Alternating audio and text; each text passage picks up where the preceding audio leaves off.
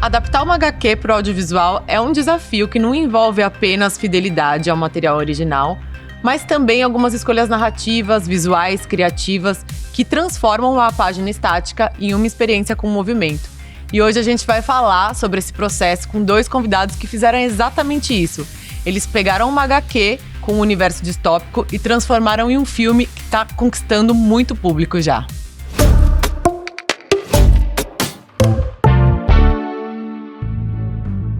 Óbvio que quem tá aqui comigo é meu parceiraço. Tudo bem, Paty? Chiarini, tudo bem? Tudo jóia. Bom, e o nosso papo é com esses 2 profissionais maravilhosos que adaptaram Ogiva. O Mundo Não É Mais Nosso é um filme, agora ganhou vida, saiu dos quadrinhos e foi para as telas do cinema. Bem-vindo, Cadu Rosenfeld. Giovanni Gasparetto, obrigado por ter aceitado esse convite. Obrigado, gente. Valeu demais, estou muito feliz. Primeira pergunta.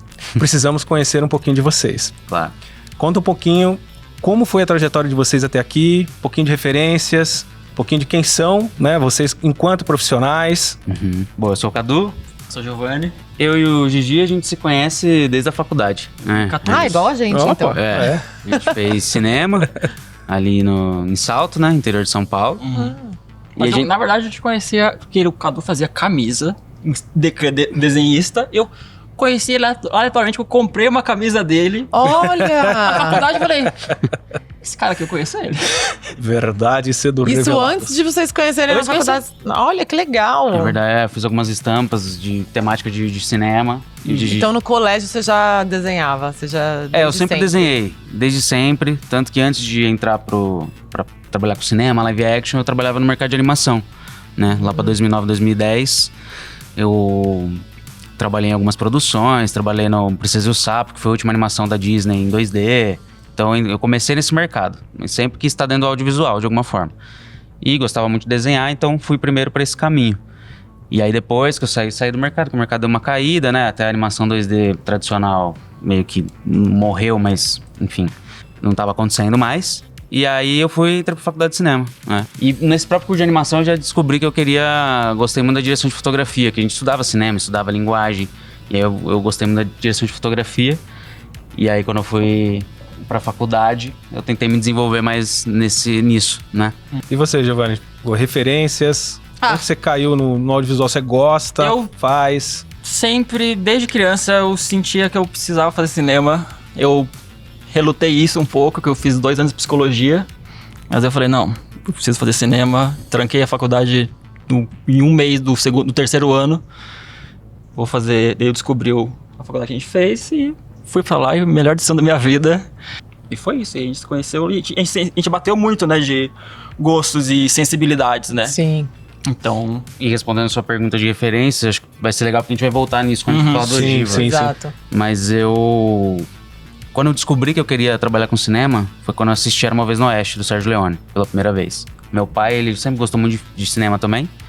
Não é um cinéfilo, assim, mas ele gostava muito de faroeste. E aí um dia ele alugou Era Uma Vez no Oeste e por algum motivo a capa me chamou a atenção. Eu falei, deixa eu ver qual que é. Porque ele assistia Bonança, essas coisas, e eu não tinha muito interesse. Mas o Era Uma Vez no Oeste me pegou por algum motivo, que até hoje eu não sei, assim. Acho que foi alguma coisa, não sei. E aí eu vi, aí eu saquei que tinha alguma coisa ali, sabe? Daí eu falei, cara, tá. Agora eu entendi por que eu me emocionei tanto com esse filme, sabe? E aí, tá, existe um diretor, lógico que na hora eu não processei isso, mas eu senti o que era uma decupagem, sabe? Eu senti o que era você usar, técnicas narrativas, zoom, a música. E aí esse filme me tocou, assim. Foi o filme que me tocou e até hoje o western em si é sempre uma referência pra mim, tá meio que no meu DNA criativo já e tá em tudo que eu faço, e inclusive no Ogiva, assim. Então essa acho que é a minha referência principal, que eu posso falar, o que fez eu querer estar trabalhando com cinema foi esse filme. Maravilhoso. A gente tá falando de cinema, agora a gente fala um pouco de HQ também, até pra gente falar da mistura dos dois. Como que o quadrinho chegou na vida de vocês? Você é desenhista, claro, mas quero entender o quadrinho, o amor pelo quadrinho, assim, como que chegou na vida de vocês? Começou acho que quase como todo mundo lendo Turma da Mônica, né? Maravilhoso. E aí eu acho que tem gente que fica na Turma da Mônica e aí tem gente que vai além, né? Aí vai ver quadrinho de herói. Acho que todo mundo começa por aí, né? Então também, e meu pai também gostava. Então meu pai colecionava também quadrinhos de faroeste, Bonelli, Tex. Então muitas das coisas que eu gosto de fazer foi muita influência do meu pai, né? Que ele já gostava dessas coisas. E então desde criança eu gostava de quadrinho. E ali mais pra adolescência, daí que a gente vai começar a querer ler coisas mais pesadas, drogas mais pesadas, né? Conhecer se aprofundar. Eu comecei a acompanhar também muito quadrinho nacional, nossa cena nacional, né? Inclusive o Guilherme Petreca, que é o artista do Ogiva, do quadrinho original, ele é um grande amigo meu que a gente se conheceu na época que trabalhava em animação. Então depois eu vou contar um pouco mais disso também. Mas tá tudo conectado aí, porque hoje ele é um baita de um quadrinista, tá fazendo quadrinho pra França, sabe? Já teve publicação lá fora, premiado pra caramba, então...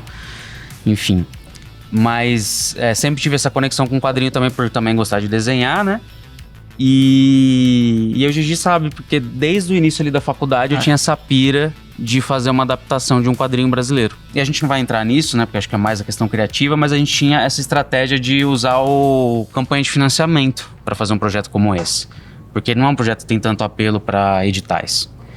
E essa era uma proposta que eu queria fazer pro Jovem Nerd. Só que quando eu tava bolando a proposta, ela tava quase pronta, só a ponto de eu mandar, eles lançaram o Catarse deles, que eu não sei se vocês acompanharam na época. Que foi um foi o maior absurdo, cartaz né? da América Latina. Foi. Quase 9 milhões.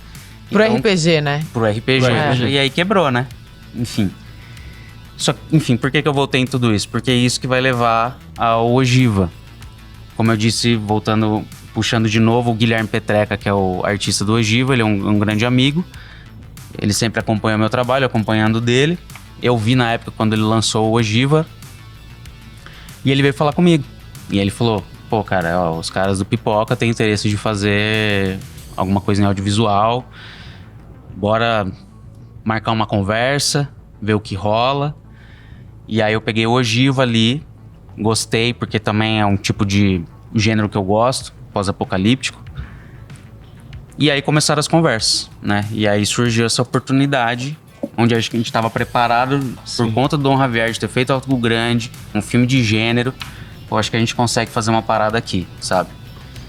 E aí começa a história do E aconteceu um financiamento coletivo também para rodar o filme. Então, foi aí bem a gente importante, veio com a foi mesma bem estratégia. legal, com a mesma estratégia. Pô, Pipoca e Nanquim é de nicho, mas eles têm um público muito engajado. Muito. Porque eles são uma editora, enfim, além de ser um canal do YouTube. E eu acho que tem o mesmo potencial aqui. Eu acho que se a gente usar essa estratégia... Porque, de novo, o Ogiva também não é um tipo de história que seria muito fácil conseguir financiamento, porque não tem muito apelo. Porque é isso, é mais entretenimento, é um filme de gênero. De gênero, enfim. mercados. E se exige muito também, né? De pose, de finalização, exatamente. de efeitos. Ele também se torna caro, né? Quem Sim. olha, fala assim, puxa, É. se der um chabuzinho ali no meio... Você bota lá que tem uma criatura alienígena, não sei o que, os caras sabe? O financiamento não foi só crowdfunding, né? Não, porque a gente teve uma sorte, que no meio desse... Enfim, a gente já tava no argumento do Ogiva, já tava no roteiro, né? Foram mais de um ano desenvolvendo o roteiro, sem verba nenhuma, né? Só com a vontade de fazer acontecer. E aí a gente chegou bolando essa campanha de financiamento, que era o plano, né? Só que deu a sorte de abrir uma Lei Paulo Gustavo, na minha cidade, que é Indaiatuba. E por ser uma cidade que não tem uma cena de audiovisual, a gente tava meio que na frente, porque a nossa produtora já tinha um histórico legal, já tinha um portfólio. E aí a gente colocou o Ogiva lá, e aí, beleza, Sim. Passou porque eles viram que tinha credibilidade, sabe? Que a gente... E o projeto, a essa entregar. altura, provavelmente já estava bem estruturado para você apresentar e receber o fomento, né? Sim, Já já tava bem tinha, montado, já tava tinha avançando. uma estrutura legal, né? E aí depois a gente lançou a campanha, né? Então a gente conseguiu uma verba do edital para dar início à produção. E aí depois veio a campanha também para somar. Que foi uma campanha também, que foi a maior campanha de audiovisual a maior campanha do Catarse para audiovisual até agora. Então foi um sucesso, assim. A gente pode entrar um pouquinho no processo, porque eu queria entender esse movimento. Claro. Você chegou no Ogiva, Uhum. tinha uma marca importante por trás, Sim. já tinha um financiamento que podia dar um norte, assim, né? Um caminho. Sim. E aí você decidia assim, tá, cara, mas é um quadrinho. Agora vamos fazer isso virar cinema. Eu queria que vocês contassem um pouquinho como que foi já esse A escolha do Ogiva se deu por vários fatores. Não foi só porque, ai, que legal esse quadrinho, vamos adaptar. não. Além disso tudo, é um quadrinho que teve um sucesso de vendas para a editora. Então ele já tinha um público, né? Já tinha um fandom. Então isso fez parte da estratégia de escolher o Ogiva. Além de ser uma história com a qual a gente se conectava. Mas quando começou esse processo, né? Era isso, a gente tinha um quadrinho pós-apocalíptico, cheio de criatura, de sequência de perseguição, de um escopo gigantesco, inadaptável para nossa realidade. Então, logo do começo a gente já sabia que, bom, a gente não vai conseguir adaptar o quadrinho, então vamos expandir esse universo para trás e fazer uma prequel. Então, o filme é uma prequel do quadrinho, que no final se conecta com o quadrinho e aí tem uma sequência que é, aí sim, ipsis literis do que tá no começo do quadrinho. Perfeito. Então, a adaptação direta mesmo é essa sequência específica. O resto a gente inventou pro filme. Então, teve essa criação. É uma ótima então, estratégia. Foi totalmente, foi bem mais criação mesmo, para expandir esse universo e também conseguir diminuir o escopo, fazer uma história mais pé no chão, que a gente conseguisse produzir, né? Maravilha. Claro que tinha que que tinha que cumprir algumas expectativas, né? Até porque tinha manter a fãs, essência. vocês precisavam manter até uma qualidade mesmo ali, né? Exato. Tinham que cumprir, né? Mas vocês tinham uma liberdade criativa grande, é isso, né? Tínhamos. Foi um processo que foi sempre ali muito do lado do Bruno Zago, que é o escritor do quadrinho, né? Então a gente fez o argumento juntos, né? Fomos desenvolvendo um pouco menos sem amarras, assim, né? Até para não ficar engessando a criatividade. Então muita coisa mudou, né? Desse argumento inicial, principalmente em termos de locação, né? A gente Sempre a locação. Mas acho legal você falar que você entendeu. O Cadu, ele entendeu bem no começo do processo qual que era a essência do quadrinho original, né? Que era a relação da... É a relação de uma mãe com uma filha. Da mãe com a filha. Né? Então, a protagonista é a Pilar, que é essa mãe. Sim. Ela encontra uma garota... No quadrinho, ela encontra essa garotinha no começo, que ela vai criar, que ela vai cuidar. Só que ela perdeu a filha dela. Então, ela tem uma nova chance com essa criança para cuidar, enfim. Então, é essa relação materna dela, sobrevivendo nesse mundo. E aí, isso foi o que a gente manteve. Então, vamos contar um pouquinho mais da história dessa personagem da Pilar, como que ela chegou até essa criança, né? Mas ainda depois que ela perdeu a filha. Então tá nesse meio aí. Sim, temporalmente ela já perdeu. Ela já perdeu a filha. Tá num mundo que tá nesse mundo, tá sozinha, solitária. Contra a criança. E aí ela vai encontrar essa criança que vai... Enfim, que ela vai entender por que ela tá... Por que ela ainda continua lutando, por que ela ainda continua sobrevivendo. Então acho que esse foi o principal. O gancho. Assim. Essa motivação da personagem, sabe? O que fez ela continuar depois de perder a filha. E aí depois fomos pro roteiro. E aí foi um roteiro de 13 versões. Até que foi pouco. Então. Porque, muito por conta do impacto na hora que a gente começou a pré-produção, né? Então você tinha lá no roteiro, um posto abandonado. Legal, ótimo. Nossa, já imaginando várias coisas. Sim. Lindo. Vai achar um posto abandonado, né? Que esteja em condições de gravação, que você não tenha que adereçar todo ele, e aí você tem um entorno desse lugar, Sim. no meio de uma pista. Então um mundo pós-apocalíptico, não pode ter luz, né? Então exatamente. muito difícil. Aí você... beleza, então eu vou substituir por outro lugar. Tudo bem, mas vai mudar a geografia, vai mudar várias coisas, muda o roteiro. Não é só porque mudou o local que mantém tudo. Não, muda tudo. Então foi muito um processo disso, sabe? De ter que se adaptando à realidade da produção. Porque, como eu falei, a gente começou esse roteiro antes de ter grana. A gente não sabia quanto a gente ia conseguir. Então, muito dessas mudanças, né? Lógico que teve as questões criativas ali, comigo, com o Bruno.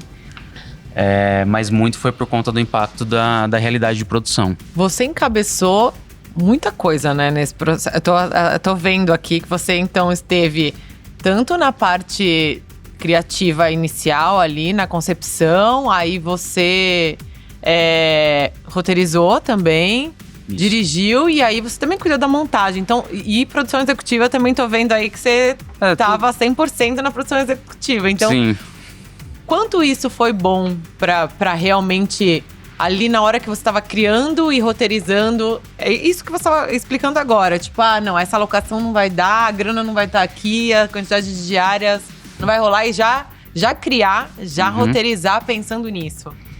O quanto isso foi bom? Eu acho que foi bom, porque eu sempre tive que me manter na realidade. Então, eu acho que seria mais frustrante eu ficar botando um monte de coisa ali que eu queria muito, pra ver depois, não, isso você não vai poder, cara. Não, isso aqui você não vai conseguir. Então, eu mesmo tinha que falar pra mim, não, cara, você não vai conseguir isso. Entendeu? Você tinha como Porque eu era produtor também, entendeu? Não, e com fundo eu preciso realizar. Não é E eu preciso realizar. realizador, não tem como. E o Exatamente. amor por querer Sim. que o projeto ande, né? Isso- Exato. E isso era o mais importante pra mim, Exato. o projeto acontecer. Eu não entrei em nenhuma neura de tipo, não, porque eu quero isso. Estou porque eu quero apegadíssima a esse artística, personagem ou a essa não, locação. acho que isso não faz sentido dentro da nossa realidade, ainda mais uma realidade de um filme de baixíssimo orçamento, sabe? Você tem que saber ter jogo de cintura e ir se adaptando, isso faz parte do processo de um filme assim, nessa realidade, né?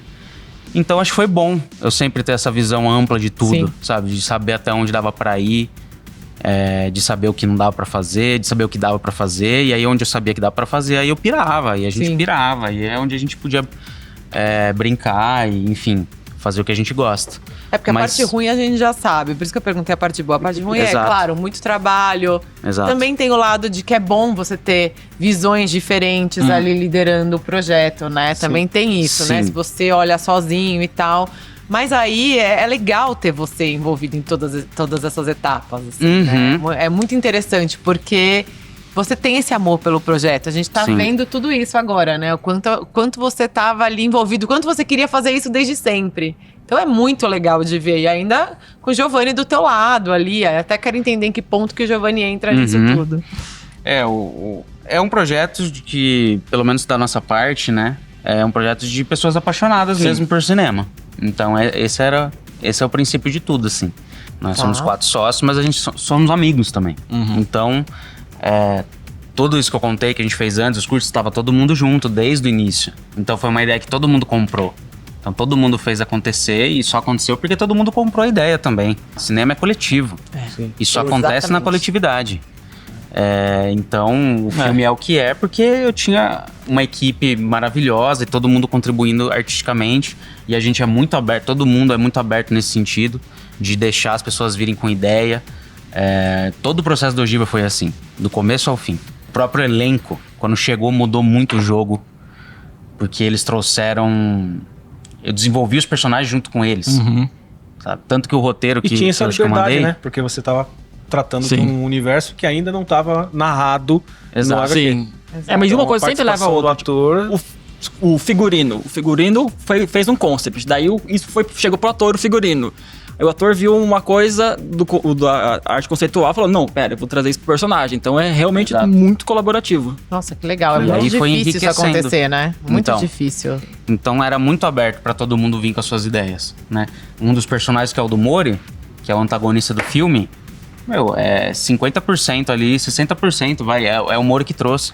Aí quando a gente dá sorte de pegar um Mori também, né, meu? Exatamente. Aí tem que ter sorte também. Tem que dar sorte de pegar um Mori, porque é um maravilhoso, ator maravilhoso. Então todo mundo entrou de cabeça, assim, sabe? Todo mundo entendeu a pira do projeto, todo mundo comprou essa pira, entrou de cabeça. E foi muito bonito isso, sabe? De ter todo mundo contribuindo, assim, artisticamente mesmo, sabe? Pra enriquecer o projeto. Sim. Cara, genial. E eu acho que a gente tá falando já um pouquinho, né? Entramos, né, no assunto, como fizemos, Sim. quais foram as referências, né? Contribuição do ator. Vamos ver Vamos ver algumas coisas pra Vamos. gente materializar em quem ainda não conhece. Cara, já Esse é o começa cartaz aqui, do né? filme. É o cartaz, Esse já é um banner começa do aqui, né? filme. Foi o Andrés Ramos que fez esse pôster aí pra gente. Tá muito bonito. Tá muito bonito. Essa é uma imagem do quadrinho, né?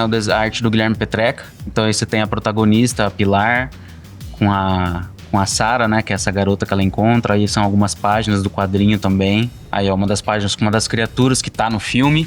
Ah, tá. Tem concept aqui, Sim. né? Tem. Tem. Ah, bom, vamos dar pausa. Não, isso é... Vamos entender.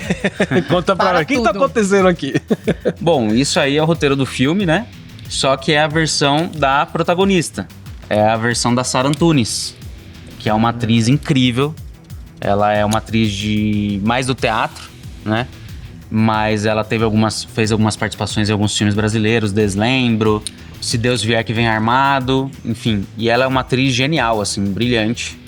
E esse é a gente colocou no artbook, depois eu vou comentar, todo o roteiro do filme, só que a versão dela, porque tem todas essas anotações do processo dela pra criar a personagem. Esses desenhos foram todos Tudo dela. Ela tem um processo de pegar as coisas e desenhar. Olha. Pra Então ela vai entender. Então imaginando também a cena Exato. acontecendo com ela. Que genial. Aí como não pegar uma pessoa criativa dessa e falar, opina, põe teu dedinho Então, aí. você não dá aceita, liberdade, o dá uma material não liberdade enriquece. pra- Como você não vai dar É. liberdade pra alguém que Sim, se dedica sim, tem dessa razão. forma, Tem sabe? razão. Então a gente quis colocar esse roteiro dela porque é muito legal pra acompanhar esse processo dela. Maravilhoso. Muito legal. Sabe? Ela quase fez uma outra arte aqui que caberia muito bem no quadrinho. Fez. Acho que era só para mostrar esse processo mesmo. No livro tem esse roteiro na íntegra, né? Pra você ir entendendo a linha de pensamento dela. Enfim, acho que é uma coisa bem interessante de ver, assim. Cara, me lembra muito um livro do J.J. Abrams, que é O Navio de Teseu. Ele é um livro que você pode ler de várias formas. Você lê a história do livro, Uhum. mas a história, na verdade, tem uma segunda história, que é um livro que passa de mãos em mãos para um casal que vai estabelecer uma espécie de relação ali, de cumplicidade, de um caso que tá fora do livro, mas que envolve o autor do livro. Então ele também é Que cheio louco. de rabiscos, assim, porque são essas pessoas se comunicando. É maravilhoso. Que esse legal, livro. cara. E ele é cheio de cartas, de elementos, de coisas. E é do que- J.J. Abrams? É. o livro? Veja, nossa, me lembrou na hora, porque tem uma história. Se você pegar sem o texto Aham. e se fixar no que ela escreveu, eu tenho certeza que dá outra história. Tem uma outra história, exatamente. Porque é o fluxo psicológico dela. Sim. Olhei aqui, Isso é muito importante pro ator. claro, Você tem ele que tá deixar- montando, né? Tanto que eu vou até dar um exemplo legal, que é a diferença, por exemplo, de um Mori e de uma Sarah Antunes. Eles têm processos completamente diferentes. Opostos. Opostos, extremamente opostos. A Sarah é uma atriz que ela funciona no ação. E assim, ela não é Exata. exata. Então assim, se a gente vai repetir um take, vai sair diferente. Sacou? Marcação, assim, é um pouco difícil porque acaba engessando ela. Então, eu tive que entender isso e deixar ela livre pra ela seguir essa linha dela, porque é só assim que ela consegue Deixar a dar o melhor expressão dela. valer. O Mori não. O Mori é o cara que vai fazer 10 takes e vai ser exatamente igual, com os mesmos tiques, com os mesmos movimentos, No mesmo tempo. no mesmo tempo. Então, você imagina, você tem esses dois, você tem dois atores Dois completamente- universos de filmagem. Dois É. universos completamente diferentes que você tá na Que são duas maturidade. coisas impressionantes, né? As As são duas sim, coisas são- impressionantes. Não tem, aqui acho que não tem razão de grandeza. Não é tem. porque Não tem. ambos, é um preparo, no caso de um é um preparo anterior que te entrega, né, assim, pronto, Exato. Sim. de, né, filma, e eu tô Uhum. pronto. E aí quando você filma, tá pronto mesmo. Sim. É. E outra que você vai lidando com essa aventura do filmar, da criatividade. tudo Exato. mais. E vai Juntar- do diretor ou da diretora entender os perfis e como cada um trabalha pra dar a liberdade certa pra cada um, né? certeza, claro. E tomar decisões certas pra cada personagem, pra cada ator, atriz. O olhar continua Exato. sendo Sensacional. do diretor, né? Uhum. É. Que fecha ali, né? Valeu, Sim. valeu, é muito legal, cara. Bom, Cara, e aqui? O que tá acontecendo? Isso aqui foram seus storyboards, é isso? isso foram os meus storyboards, comparando já com planos finais aí do filme. Cara, é muito exato, né? Olha, Aí, assim, resumidamente do meu processo, né? Eu trabalho com storyboard também. sim. É uma coisa que eu sempre fiz, desde o começo lá na faculdade. Pelo menos o meu processo de direção é decupar 100% de tudo. Então, o Ogiva tem 350 planos, eles já estavam todos decupados. Por isso vocês Todos. conseguiram fazer em 7 diários. Exatamente. Exatamente. É uma exatidão que É vem uma também exatidão. desse preparo. Exato. Você saber exatamente o plano que você quer, o take Sim. que você quer, na locação onde você quer. E no Ogiva, como a gente não tinha muito tempo pra ensaiar também, a gente teve 2 ensaios e a gente tinha sequências de ação que precisava de toda uma mise-en-scène ali muito específica, como essa aqui, por exemplo. O storyboard foi muito importante pro próprio elenco. Sim, pra entender eu conseguir como mostrar, você ia- o plano vai ser esse, a ação vai ser essa. Então eles conseguiam ter uma base do que eles iam ter que fazer ali na cena. Então, além de tudo, né, do storyboard servir pra toda a equipe entender, serviu muito isso pros ensaios do elenco também. Dificilmente tem um storyboard assim tão completo e tão bem feito, né? Às vezes, Realmente às vezes, muito às vezes os importante. projetos, né, até nem comportam ter esse Exato. labor. Exatamente. Pelo time, né? Você é pressionado Sim. de diversas maneiras, né? E tem diretores que decupam no set, né? Decupam no E set, beleza, são um pouco mais acho que livres. aí é processo Formas diferentes de formas trabalhar, diferentes de fazer. exatamente. E aqui? Essas são algumas fotos do Processo, ensaio, né? ensaio. Então tem a Sara lá treinando com arma. Até uma curiosidade que eu falei do negócio dela desenhar. Quando o armeiro foi ensinar pra ela, ó, essa aqui é a arma. E aí ele foi explicar, ela desenhava a arma. Ela desenha a arma, ele vai explicando a arma, isso aqui, esse aqui é o tambor, isso aqui é não sei o quê, e ela desenha. Então ela tem um lance mesmo Cara, que de maravilhoso isso. de aprender as coisas desenhando.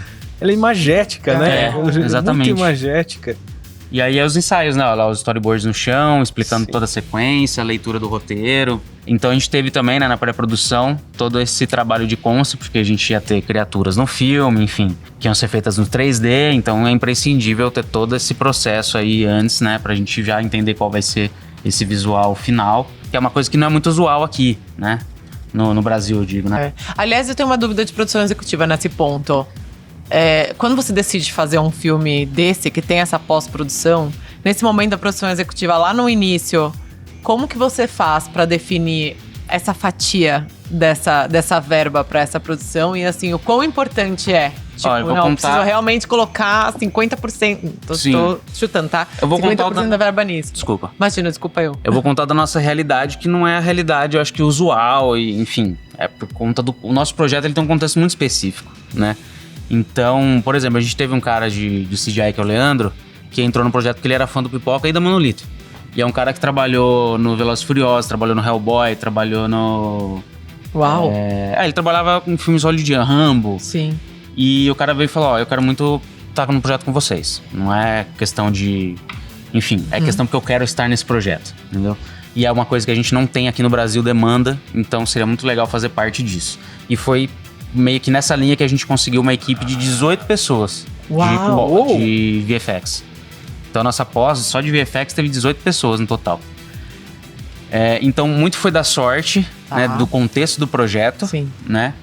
Também do tipo do projeto, que chamou a atenção desses profissionais que quiseram fazer parte disso. E aí também eu conheci um supervisor de VFX que é da Light Farm, não sei se você já ouviu falar, que é uma... Conheço. Faz uns 3D ferrado lá, publicidade lá do Rio.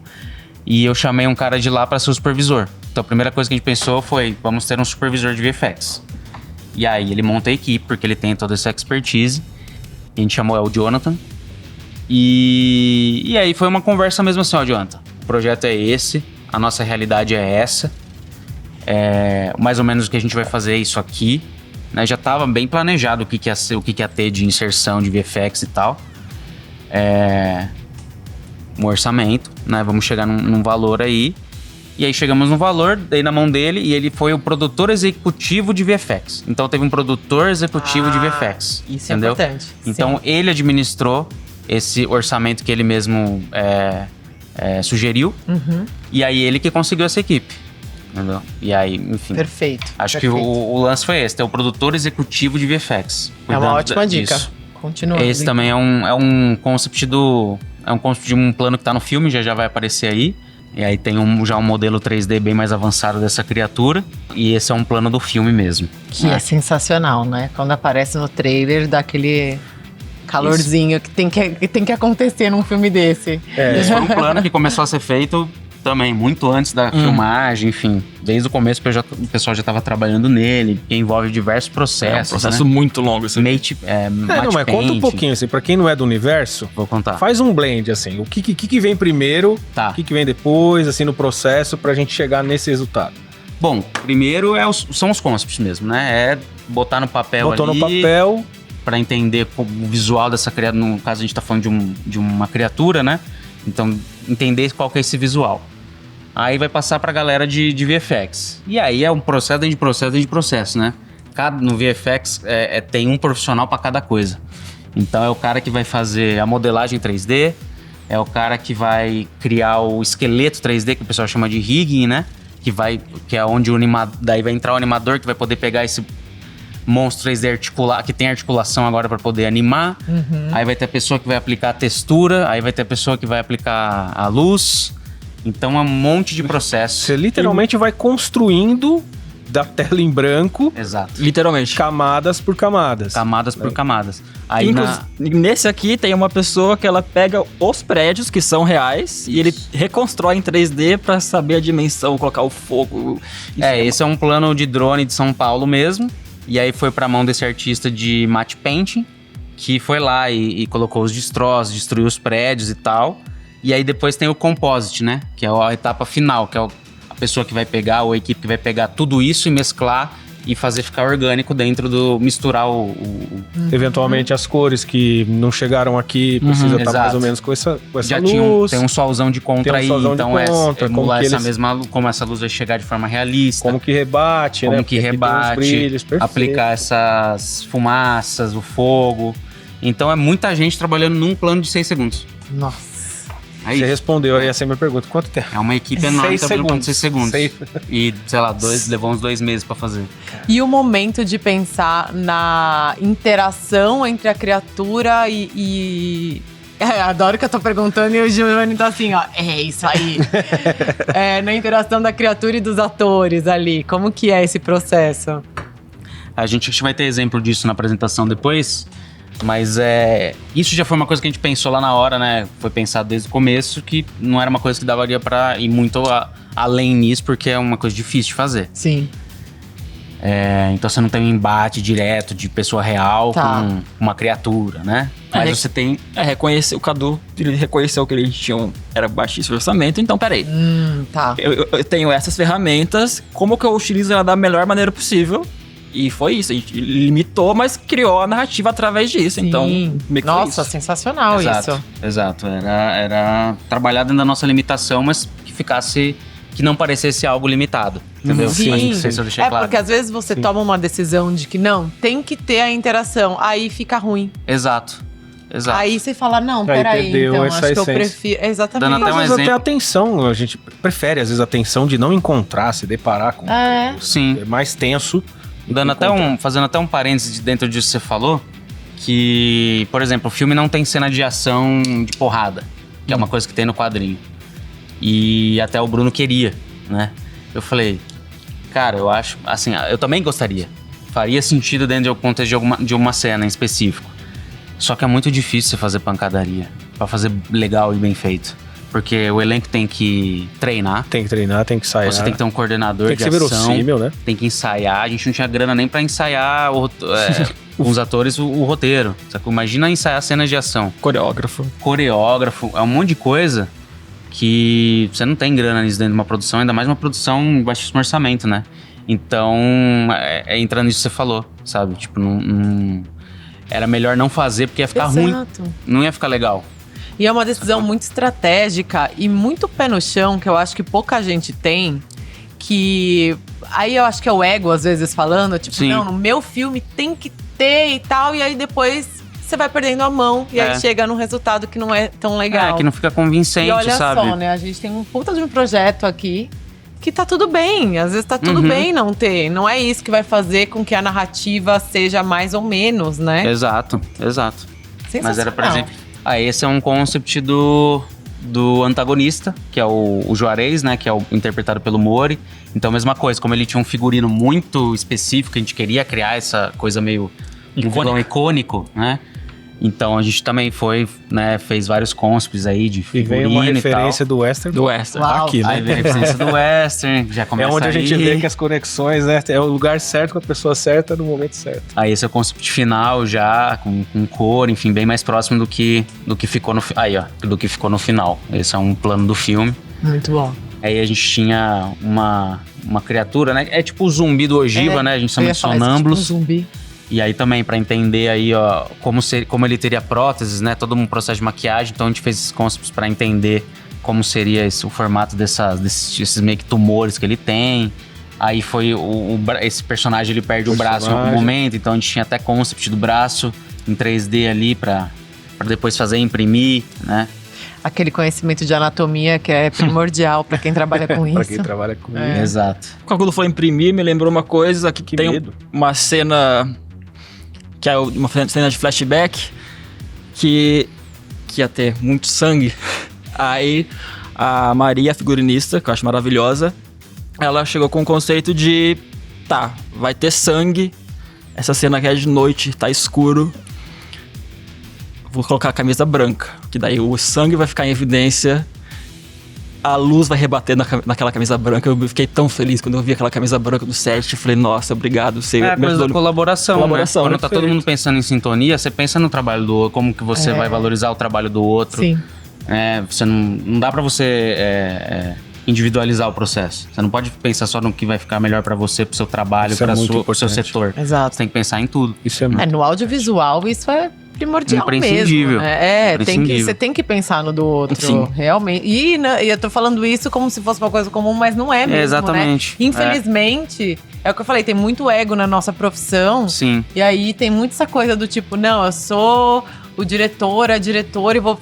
Eu. Só que assim, o diretor e a diretora tem que pensar nisso, mas também é o stylist, também é a maquiadora. Todo mundo tem que pensar no trabalho do outro. Sim. Exatamente. E a gente geralmente tá nas caixas, né? A gente também falava em off, né?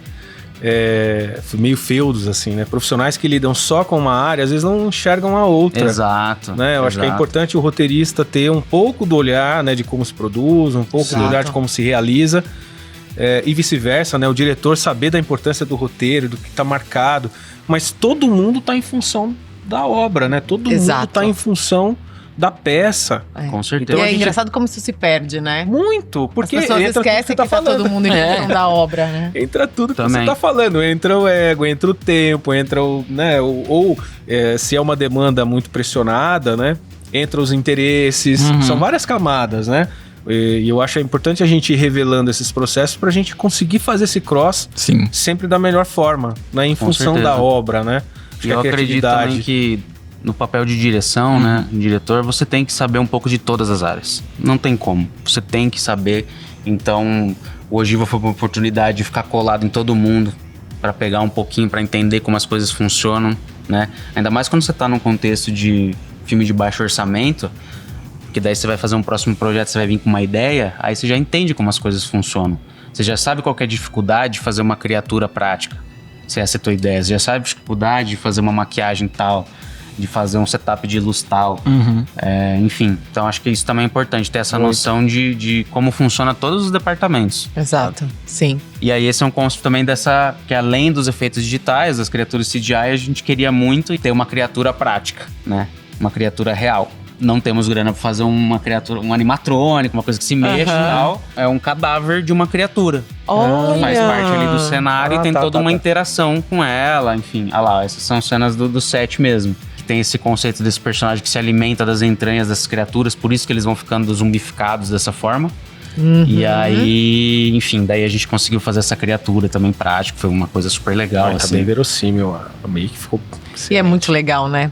Poder fazer o prático Sim, também, é muito né? legal. É muito legal. Faz Tanto- diferença, né? Agora Faz, a gente tá faz. falando sobre inteligência artificial, o quanto a gente vai conseguir fazer coisas ali sem precisar estar em set muitas vezes e tal.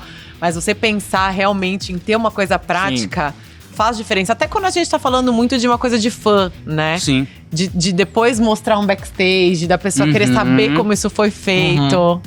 Tanto que o Ogiva teve na campanha de financiamento, uma das recompensas era visitar o set. E aí teve essas 15 pessoas que Sensacional. foram visitar o set e foram bem na diária Bem dessa nessa gravação. cena. Então eles tiveram como Nossa, interagir tá com essa vendo? criatura. E eles viram os dois lados. Eles viram a gravação Legal. disso e eles viram a gravação dos planos com CGI, que é uma chatice.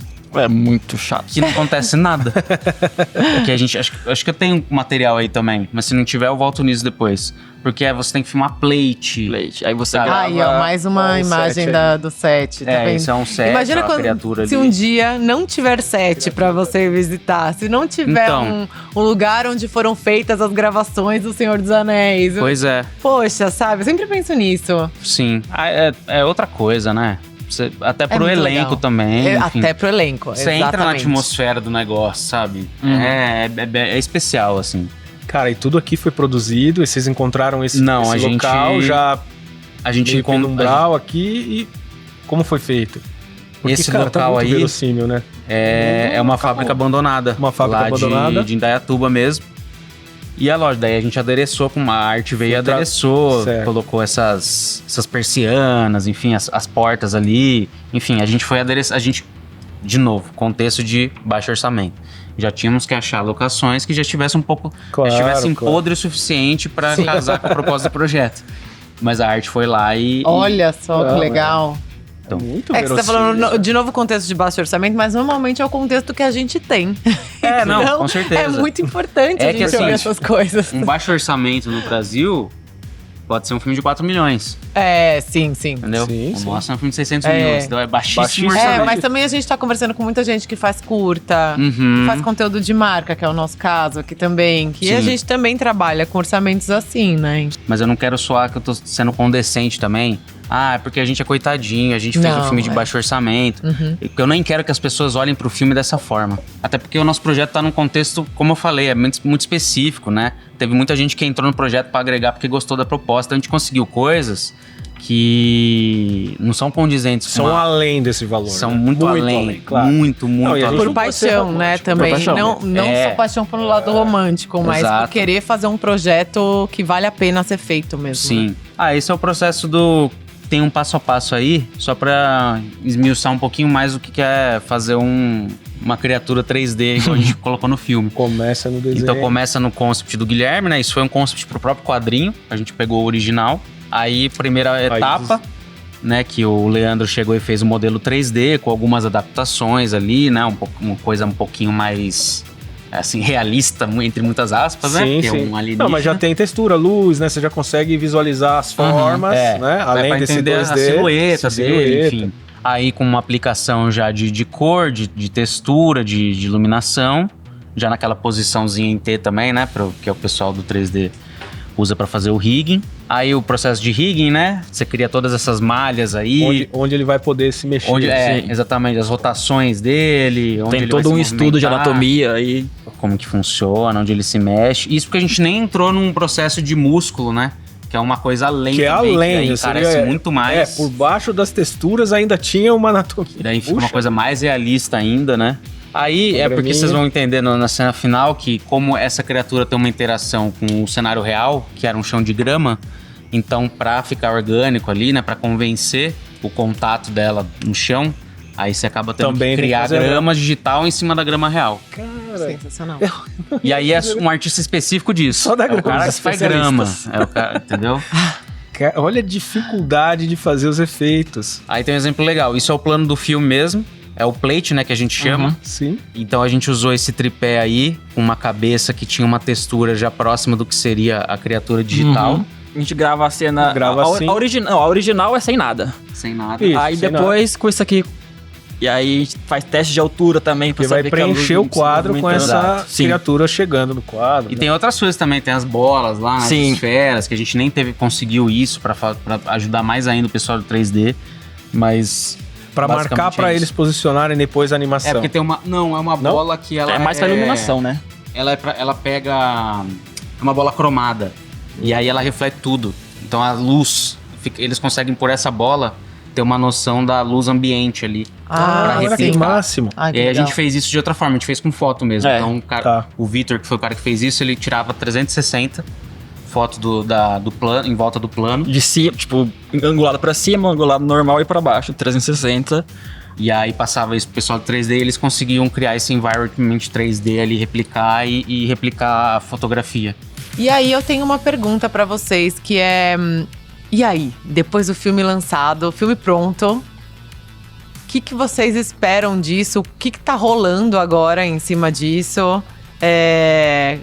A gente falou até um pouquinho nos bastidores sobre o lançamento, né? A pré-estreia lá na CCXP, o quão importante isso foi pra vocês. E a partir daí, como é que tá sendo colher esses frutos? A gente começou com a pré-estreia para os apoiadores do Catarse, né? Que foi um momento muito especial. Como o Cadu falou, uma das recompensas era a estreia no cinema, junto com o elenco, com a equipe. Então aquele dia foi muito especial, porque os fãs estavam lá assistindo o filme pela primeira vez que a gente exibiu. E tipo, sem os apoiadores do Catarse, o filme não existiria. Então foi um processo É uma muito- conquista deles. uma conquista maravilhosa. Aí depois foi pra Comic Con. Não, e o melhor público, né? O melhor público pra dar um Nossa, feedback, pra vocês o sentirem engajado. ali. Não, Exato. Sensacional. Você sente na hora ali. E é muito louco, né? Porque a gente tem os créditos do filme, eles têm 15 minutos. Ao mesmo tempo dos créditos do Senhor dos Anéis. Mas é porque a gente tem quase 4 mil pessoas. E elas estão no crédito. Maravilhoso. Entendeu? Então é muito legal você ter um filme que tem financiado por mais de 4 mil pessoas. E as pessoas legal. vendo... Nossa, eu tô aqui. Tipo, eu fiz parte disso. legal. Foi muito maravilhoso. Aí depois disso a gente foi pra Comic Con, né? Que foi uma puta conquista pro filme, pra produtora. A gente levou figurinos do filme mesmo, então a galera tirava foto com o figurino, se maquiava. Uma pegada meio pós-apocalíptica, então a gente fez essa brincadeira aí. Mas o painel acho que foi o ponto alto. O ponto alto, assim, né? Porque a gente nunca se imaginava estar na Comic Con, assim, tão rápido assim, sabe? Lógico que a gente tá nesse contexto, né? O nome do Pipoca e Nanquim atrelado, a força deles e tal. Mas, pô, terem cedido esse espaço pra gente, né? É um reconhecimento, né? A gente terminou a jornada de fazer o filme e agora começa outra jornada que é a da distribuição, né? Que essa também é uma luta. É outro universo, né? É um aprendizado É um por dia. aprendizado por dia. É um aprendizado por dia. E essa no momento essa é a nossa luta aí. É o final boss. E essa é uma das coisas. E aí, vou aproveitar também. Isso que eu ia falar, mostra o artbook. Eu acho que ainda dentro disso, de deixar alguma coisa pra galera, eu acho que esse artbook aqui é uma vitória também. Esse aqui é pra vocês. Demais. Deixa eu mostrar assim. Porque aí tem todo o processo do filme. Dá pra ver? O que a gente mostrou aqui, né? Tudo que a gente mostrou aqui tá no artbook, mas tem muito mais coisa aí. Tá. Pra entender como foi, enfim, desde o roteiro até produção, escolha das locações, processo de figurino, de arte. Tá tudo aqui. Tá tudo aí. Que a gente falou, Então, né? As coisas eu acho que... de roteiro. E é uma coisa que, Cara, eu assim, É muito importante. se alguém souber... Eu pesquisei, eu fui atrás e eu acho que é o primeiro artbook de cinema do Brasil. Acho que não tem nenhum filme brasileiro que tenha um artbook. E é uma coisa muito comum lá fora, né? E, Sim. Então isso foi isso que a gente, vamos fazer, porque tem tudo a ver, sabe? Fazer um artbook de um projeto como o nosso. Tem uma galera que coleciona Sim, só artbook, sim. né? Olha isso, gente. Tem umas fanarts dos artistas. Isso. Tem até um quadrinho, um mini quadrinho que também complementa um pouco mais desse universo do ogivo. E aí o que eu queria dizer é que eu acho que esse livro pode servir de inspiração também, assim. Eu acho que tem todo o nosso processo aí detalhadamente, sabe? Não é porque eu quero vender o artbook, não, porque não tem nada a ver com a venda dele. É só porque eu acho que é um material muito rico que É uma a gente aula, não né? tem acesso em outros filmes. Os bastidores, a gente não tem acesso. Não tem. Não sabe tem. como chegar lá. Exatamente. Acho que é um pouco da nossa função aqui, inclusive. Eu acho que Dá também esse toda a produção do caminho. Ogiva, todo mundo tentando manter tudo nessa linha que você pra galera mesmo. Exato. É meio que um livro aberto, toda a produção do Ogiva. Dá pra você, tá tudo aí, sabe? Se você pesquisar e ver, você vai saber quanto o filme custou, como que a gente fez. A gente contou aqui, aí nesse livro tá tudo detalhado. Maravilha. Olha Então, a arte. Não, é sensacional. Direção Muito de bem arte. impressa, tá lindo. Não, é bem isso mesmo. Isso é muito legal, porque realmente é uma aula é uma inspiração mesmo, né? É realmente conseguir. E a gente tem muito pouco disso no nosso universo audiovisual, assim, né? É tudo muito fechado, orçamento Exato. fechado, a produção fechada, ninguém sabe como foi feito, de que exatamente. forma foi feita. E é importantíssimo que a gente se ajude, né, Sim, nesse exato. sentido.